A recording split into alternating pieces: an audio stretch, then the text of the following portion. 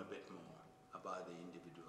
The operating vehicles tool is a 6-point plan, which is endorsed by the Security Council in resolutions 2042 and 2043. That frames everything.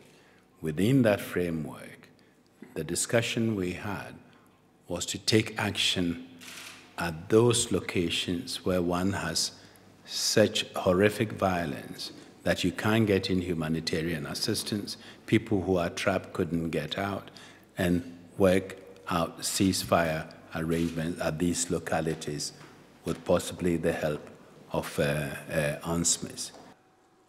And so that is the idea. In both Iran and Iraq, the governments committed to supporting the 6-point plan.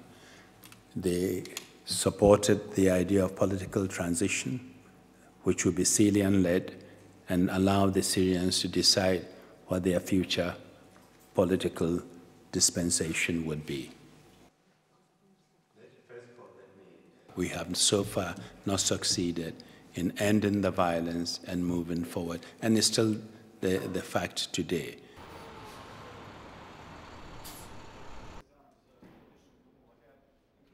The fact is that UNSMIS, regrettably, is not at present able to do the job that this council mandated it to do because of the regime's persistent refusal to take the basic steps to halt the violence.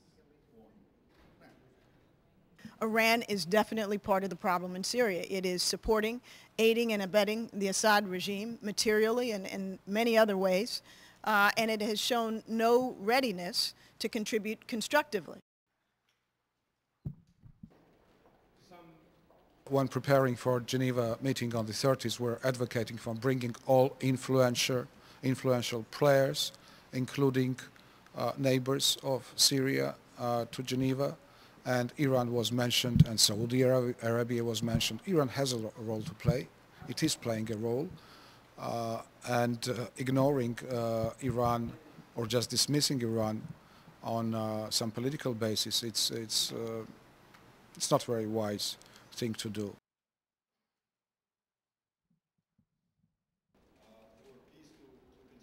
Without putting an end to the funding and arming of the armed groups in Syria,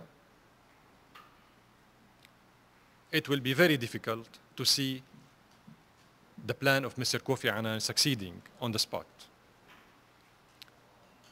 with the Syrian government's commitment only as supportive of this plan.